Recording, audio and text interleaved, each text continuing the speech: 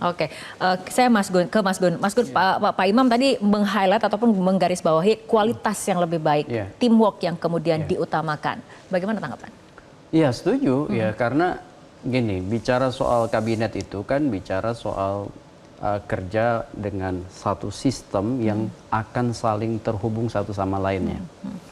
Dan ini kita tidak bicara hanya semata-mata presiden sebagai pribadi, tapi presiden yang berada di puncak hierarki otoritas memimpin birokrasi.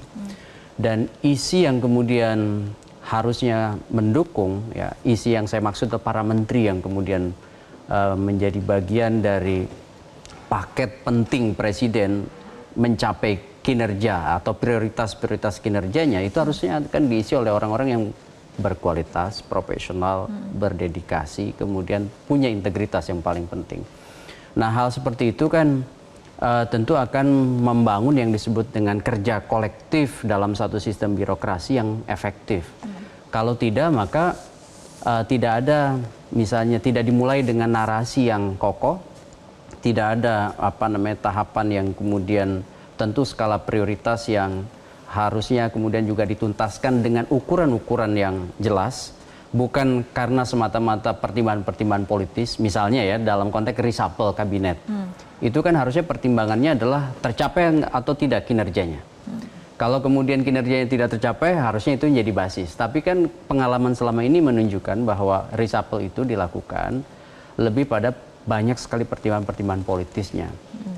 Sehingga kemudian Mbak Rara, kalau kita perhatikan, satu kebutuhan strategis yang paling awal adalah membentuk tim. Iya kan, tim yang betul-betul merepresentasikan optimisme bahwa kabinet yang dipimpin oleh Pak Prabowo dan Mas Gibran itu memang bisa menjadi stimulan perubahan-perubahan signifikan di masa mendatang.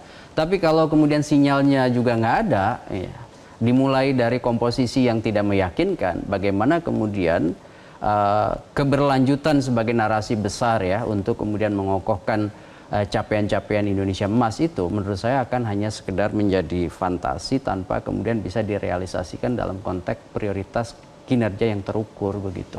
Apalagi kalau kemudian nanti ya biasanya karena kita tidak bisa menafikan kemarin proses pemilu 2024 itu Mbak Rara ya memberikan semacam sinyal ada Pak Jokowi, ada Pak Prabowo kan di situ ya. Artinya proses ini juga harus kemudian ada bridging yang bagus ya Mbak Sukidi, terutama dalam konteks misalnya bagaimana pemerintahan ke depan menjahit ragam kekuatan yang sebenarnya kemarin bisa saja ya tidak selalu misalnya berada dalam satu frekuensi yang sama gitu ya.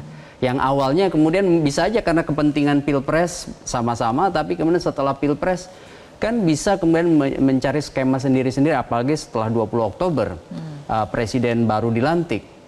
Nah, ini butuh komunikasi politik intens. Kemudian yang kedua, munculnya orang-orang yang bisa mengisi pos kementerian dengan sangat baik. Kemudian yang ketiga tentu tahapan dalam konteks capaian apa yang menjadi prioritas Pak Prabowo gitu. Baik. Jelajahi cara baru mendapatkan informasi. Download Metro TV Extend sekarang.